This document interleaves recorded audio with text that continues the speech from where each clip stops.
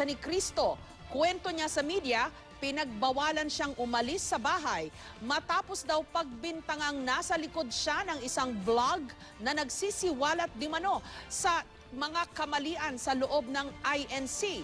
May panawagan naman ang isa pang ministro na di mano'y itiniwalag sa iglesia. Live mula sa Maynila, may report si Lay Alvis. Lay?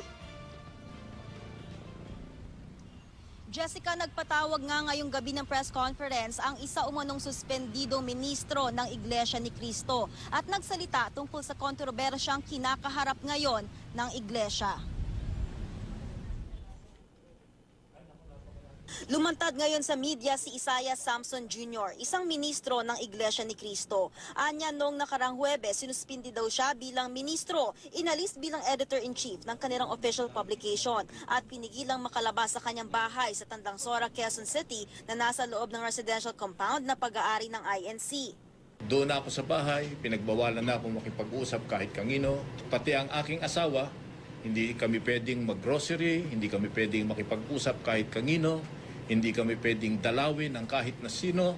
Pinagbintangan daw siya na siya raw ang isang Antonio Evangelista na nasa likod ng isang blog na nagsisiwala tungkol sa umunoy kamalian sa loob ng INC. Kagabi ay sinabihan daw siyang ipapa-interview siya at sasabihin niyang di totoo ang sinasabi ng mag-inang Angel at Tenny Manalo na in-upload sa internet. Pumayag daw siya kunwari. Nagawa lang daw nilang makatakas ng kanyang asawa at anak kaninang umaga nang ipagpilitan niyang siya ay sasamba. Paniwala ni Samson may nangyari din sa di bababa sa 10 pang ibang ministro. Kung sa akin nagawa nila yon, bakit hindi nila magagawa doon sa mga kasama kong ministro at saka mga manggagawa? Alam ko ang kanilang ginawa ay illegal detention. Okay. At ganun din ang kanilang ginawa sa iba. Meron pang kidnapping yan. Merong grave threat dyan. At kung ano-ano pa. Usap-usapan din daw ang ilang umunoy katiwalian sa loob ng INC.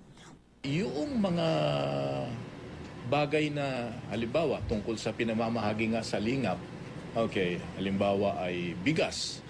Okay, kahit na makukuha lang yung isang sakong bigas ng halimbawa 1,700 o 1,750, ay magugulat ka na lang, ang ibinayad pala ay 1,900 o 1,950.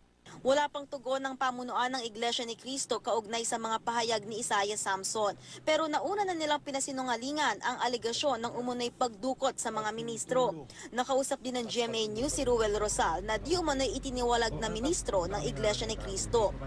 Nanawagan ito kay Ka Eduardo na isaayos ng punong ministro ang pamilya nila. Ang pakiusap namin sana lumabas siya at ayusin niya pati pamilya niya kasi nagkakagalit na sila. Ito nga. Ayon kay Rosal, ang pinag-ugatan di umano ng hindi pagkakaunawaan ng pamilya Manalo ay ang korupsyon sa loob ng iglesia. Nais makapasok ni Rosal sa loob ng tirahan ng mag-iinang Manalo na kasalukuyang pinutulan daw ng kuryente at tubig.